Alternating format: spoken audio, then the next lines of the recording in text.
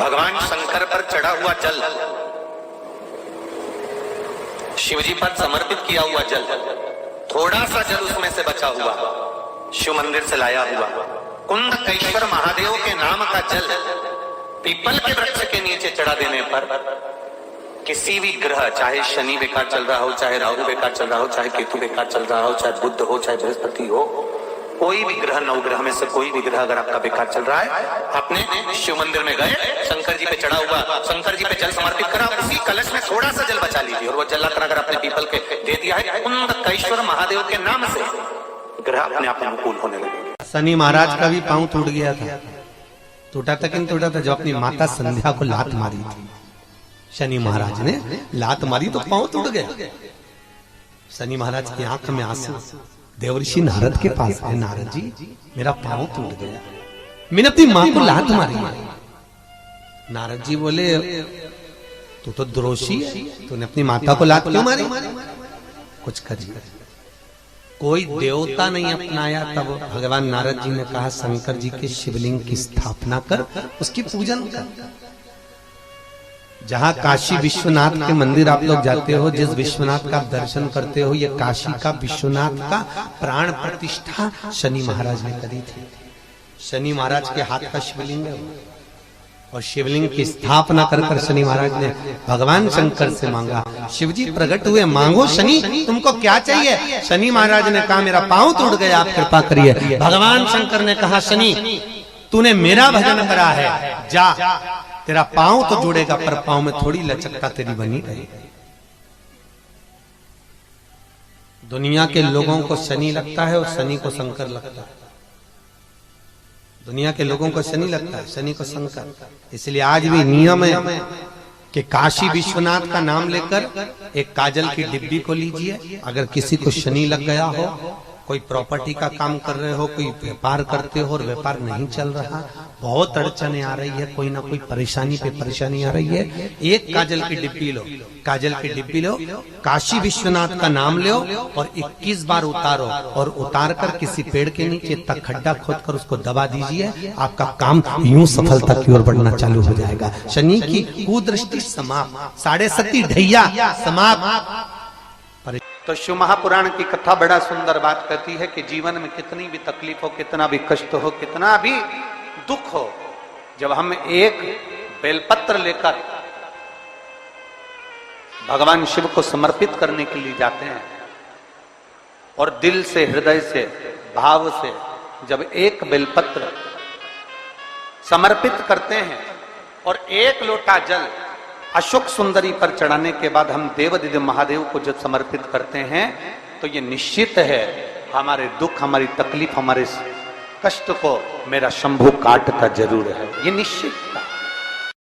तो शिव महापुराण की कथा बड़ा सुंदर बात कहती है कि आप लोग तो एक लोटा जल चढ़ाते हो, सारी समस्या का हल, जरा जम के बोलो, सारी समस्या का हल। आप लोग तो एक लोटा जल चढ़ाते हो तो उसका फल तो मिलेगा। भद्राई और उसकी धर्म पत्नी से कह दिया, भद्राई और उसकी धर्म पत्नी कीर्ति मालिनी से भगवान शंकर ने कहा मांग लो तुम्हें जो चाहिए। भद्राई और कीर्ति मालिनी ने हाथ जोड़कर वर मांगा, प्रभु आप ब्राह्मण का रूप रख कर आए थे, आज से आपका नाम द्विजेश्वर महादेव हो। प्रभु एक विनती और है, एक विनती और, आप हमारी परीक्षा लिए और उस परीक्षा में हमको पास कर दिया। मान लो अगर कोई भूलवश भी एक लोटा जल लेकर शिवालय में आ जाए और द्विजेश्वर महादेव का नाम लेकर अगर जल चढ़ाए तो उसको जिंदगी में कहीं अटकाना नहीं, उसको भी पास कर ही दे। परीक्षा परिवार की हो, परीक्षा घर की हो, परीक्षा समस्या की हो, परीक्षा कोई भी हो, अगर द्विजेश्वर महादेव का नाम लेकर एक लोटा जल जो देवादिदेव महादेव को समर्पित करता है, जिंदगी में कितना भी भारी दुख चल रहा है, आप 5 या 7 दिन रेगुलर लगातार प्रैक्टिकल करना चालू करो, भले आज से चालू कर दो। अगर बहुत भारी तकलीफ है, बहुत भारी दुख है, सामने खड़ा है कि यह तकलीफ बहुत भारी है, मिटी नहीं रही, आज से प्रैक्टिकल करना चालू करो। द्विजेश्वर महादेव का नाम लो, एक लोटा जल लो, शंकर भगवान को समझना जरा अच्छे से।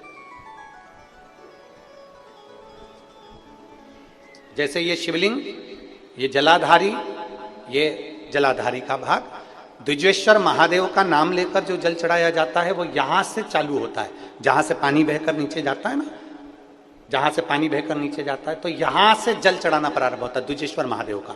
द्विजेश्वर महादेव का जल यहां से चढ़ाते चढ़ाते चारों तरफ घुमाते हुए वापिस जलाधारी पर आता है, जहां से जल अपन बह रहा है उधर, फिर वापिस आता है और सामने जहां तुम खड़े हो, चाहे इधर खड़े हो, चाहे इधर खड़े हो, चाहे इधर खड़े हो, वो जल वापिस आकर फिर इसी तरह से धार पड़ती पड़ती शंकर के शिवलिंग पर जाती है और द्विजेश्वर महादेव से प्रार्थना करी जाती है। तो कैसी भी दुख की घड़ी हो, वो दुख की घड़ी टल ही जाती है, वो द्विजेश्वर महादेव।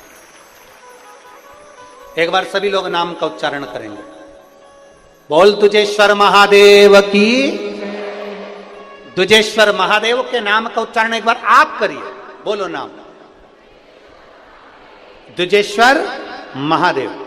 अगर नाम समझ में नहीं आए तो शिव महापुराण की पोथी उठाना, गीता प्रेस गोरखपुर की शिव पुराण लेना, उसमें द्विजेश्वर महादेव की पूरी कथा मिल जाएगी।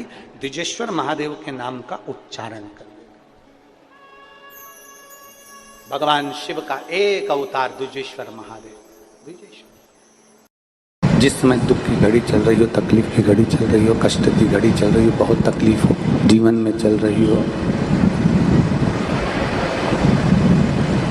बहुत तकलीफ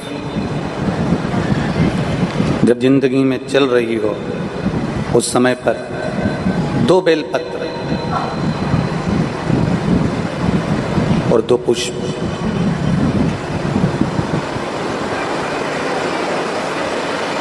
दो बेलपत्र और 2 पुष्प, एक पुष्प लाल लेना है, एक पुष्प लाल लेना है और एक पुष्प श्वेत लेना है।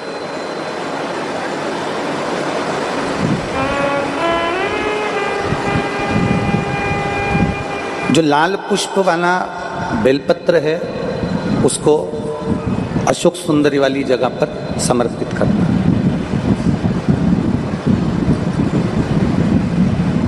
और श्वेत पुष्प वाला जो बेलपत्र है, सफेद पुष्प वाला जो बेलपत्र है, उसको भगवान शंकर का जो शिवलिंग है, भगवान शिव का जो शिवलिंग है उस पर समर्पित करना।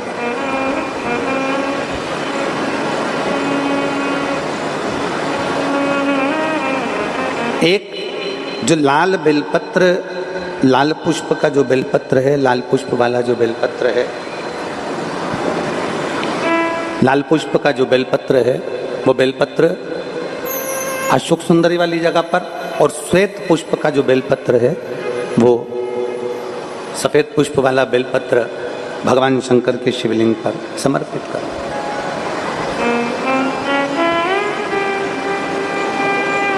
अपने दिल की कामना अपने मन से बाबा से प्रार्थना करो, अपने हृदय से भगवान शिव को कहो और दिल से देवादिदेव महादेव को कह कर आओ, दिल से, हृदय से।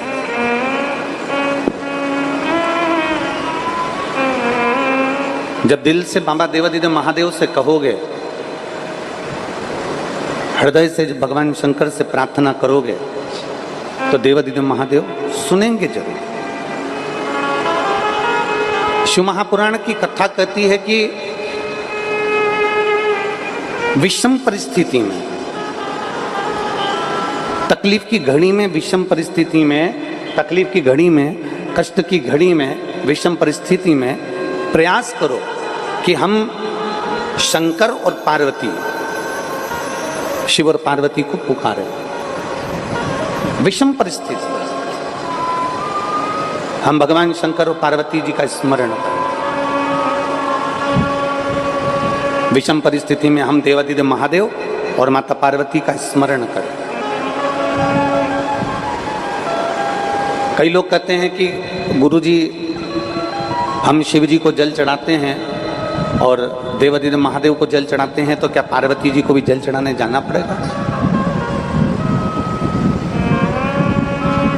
पार्वती जी को भी जल चढ़ाने के लिए जाना है। शिव महापुराण की कथा कहती है, आप अगर हृदय रखकर जरा ध्यान देंगे, जैसे ये शिवलिंग है, ये जलाधारी है, और अगर आप हृदय रखकर जब हम देवादिदेव महादेव को जल चढ़ाते हैं, शंकर जी को जल चढ़ाते हैं, और वहीं जल चढ़ाते चढ़ाते आप अशोक सुंदरी वाली जगह अर्थात माता पार्वती जी का हस्तकमल और अशोक सुंदरी वाली जगह पर भी अपने जल को थोड़ी सी धार लगा देते हैं, तो शंकर और पार्वती दोनों को ही वो जल समर्पित हो जाता है। वैसे तो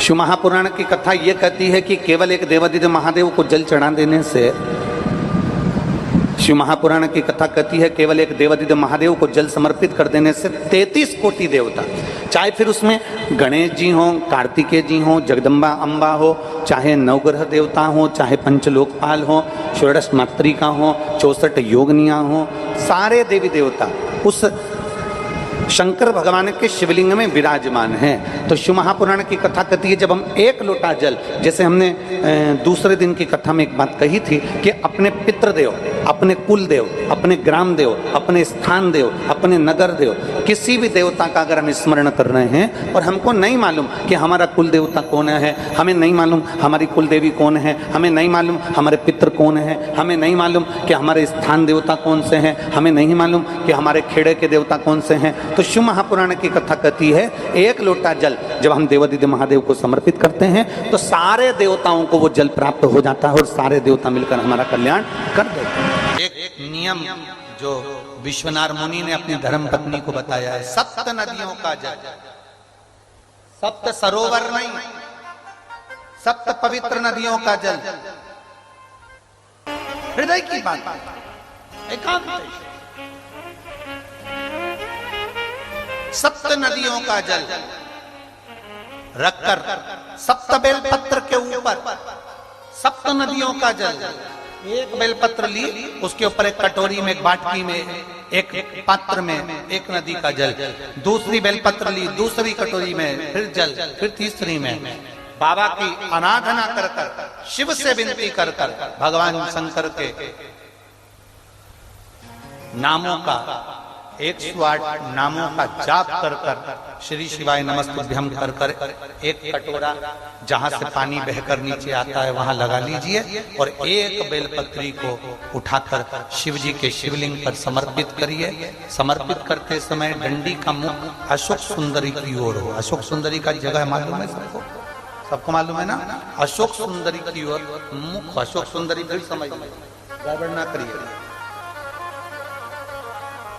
ये शिवलिंग जलाधारी, ये जल बह रहा है नीचे सामने से, स्थान गणेश जी का, कार्तिकेय जी का, बीच में एक मोटी सी लाइन होती है, वो अशोक सुंदरी का स्थान है।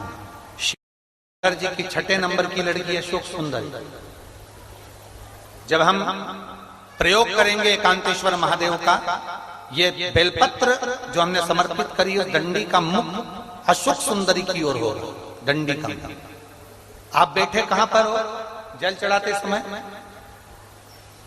शिव जी को जल कहां बैठकर चढ़ाया जाता है? जम के बोलो जरा। जहां से जल बहकर जा रहा है इसके ठीक विपरीत की ओर, ठीक विपरीत की ओर। जल बहकर जा रहा है इधर, तो तुम बैठोगे इधर, इधर नहीं बैठोगे, इधर नहीं बैठोगे। जल इधर बह रहा है तो तुम इस साइड बैठोगे। यहाँ बैठकर फिर बेलपत्र को आप समर्पित करोगे। डंडी का मुख उधर होगा, पत्ती का मुख आपकी ओर होगा, और जो एक नदी का जल है वो समर्पित कर कर जो पात्र लगा है उसमें वो जल इकट्ठा होते चले जाएंगे। दूसरी बेलपत्र उठाना है, 108 बार शिव का नाम लेना है, फिर वापिस बेलपत्र श्री शिवाय नमस्तुभ्यम कर कर समर्पित करना है। डंडी का मुख अशोक सुंदरी की ओर होना। जब 6 बेलपत्र अशोक सुंदरी की ओर जाएगी, 7वें नंबर की जो बेलपत्र है उसका डंडी का मुख आपकी ओर होगा, और डंडी का मुख आपकी ओर होकर जल चढ़ाकर आप उस जल को झेल लेंगे। जहां नंदी बैठे हैं, नंदी का जो पांव जिस जगह पर उठाओ, अगर इस पांव उठाओ तो ईश्वर, ये पांव उठाओ तो ईश्वर, नंदी का पांव जहां उठा रहता है वहीं पर बैठकर पति पत्नी दोनों उस जल को आचमन कर लेंगे, दोनों उस जल को पूरा पी जाएंगे और बाबा से झोली पसार कर प्रार्थना करेंगे कि हमें संतान का सुख देना, मेरा देव अधिदेव महादेव प्रदान करें। एकांतेश्वर महादेव का ये स्मरण करिए। एकांतेश्वर 7 पवित्र नदियों का जल, उसमें से कावेरी, नर्मदा, गंगा, गोदावरी, सरस्वती, जितनी ये 7 नदियों की पवित्रता है, मंदाकिनी, नर्मदा, गंगा आदि, यमुना, 7 नदियों का जल एकत्रित कर और 7 नदियों के जल से किसी भी महादेव के मंदिर में एकांतेश्वर महादेव का नाम ले। कौन से महादेव? हमने पहले कथा में कहा है, कई बार एकांतेश्वर महादेव की कथा भी कही है, सुनिए आप लोगों ने। एकांतेश्वर महादेव का हमने वर्णन किया है। जिस दिन तुम्हें लगे कि मेरा ये काम होना चाहिए, उस दिन एकांतेश्वर महादेव के पास जाकर बैठ।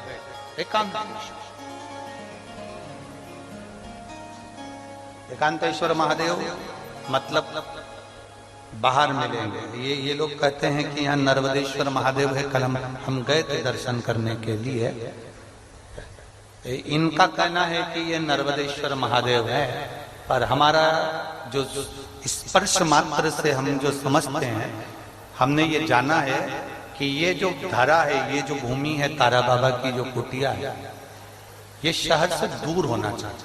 अर्थात पहले यहाँ शहर नहीं थी, ये एकांत में थे, एकांत में थी। तो यहाँ जो तारा बाबा आराधना करते थे शंकर की, वो शंकर साधारण नहीं होगा, वो एकांतेश्वर महादेव ही कहलाता। एकांत, एकदम एकांत। इनका कहना है नर्मदेश्वर है, वो नर्मदा का शिवलिंग है। शिवलिंग कहीं का भी हो सकता है, पर उसकी एकांतता देखी जाती है, एकदम मौन स्थिर, साथ बैठे, जहां केवल शिव के सिवा कुछ भी नहीं, शंकर के सिवा कुछ। जो आया वो गुफा के चक्कर में घुस गया, जिसको शंकर से मिलना था वो डायरेक्ट पहुंच गया, उसे गुफा से मतलब ही नहीं रहा, उसे तो एकांतेश्वर से मतलब था। पहुंचा, बैठा, जल चढ़ाया, स्पर्श किया और चल बाबा से अपने दिल की। 3 स्थान शंकर के शिवलिंग में, 3 स्थान ऐसे हैं जहां का स्पर्श कर लेना चाहिए और अपने मन की कामना बाबा से कह देना चाहिए। तो कहते हैं वो नारी को जिंदगी में कभी दुख नहीं झेलना पड़ता है।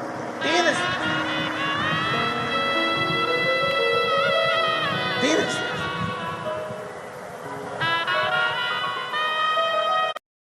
बड़े श्रेष्ठ भाव से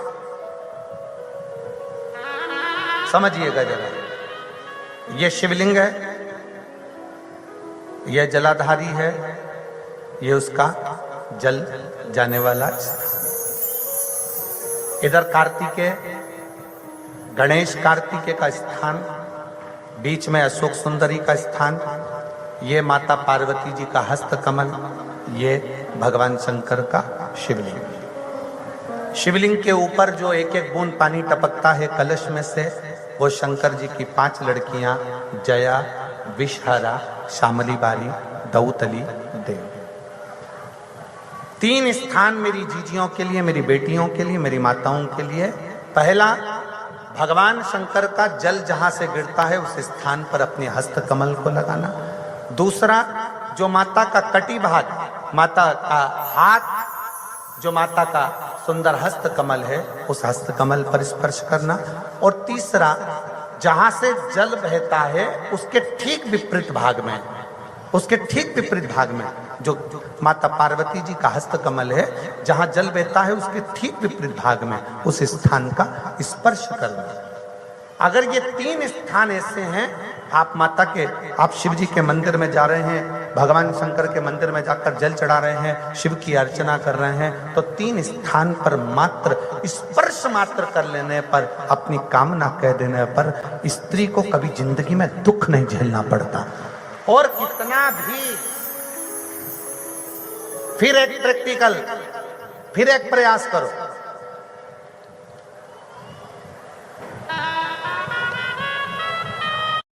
पहले तो मेरे जितने जीजा बैठे हैं, जितने मेरे पुरुष बैठे हैं, जितने मेरे जीजा उन बैठे हैं, उनसे निवेदन है, अपने आप में दृढ़ बनाओ कि मैं, हाँ हम संकल्प नहीं दिलाएंगे, संकल्प दिलाने से कुछ नहीं होता, फालतू की बात है। हम दिला भी देंगे, तुम वापिस पहुंच गए तो ऐसा फालतू का माथा पच्ची हम करते रहे।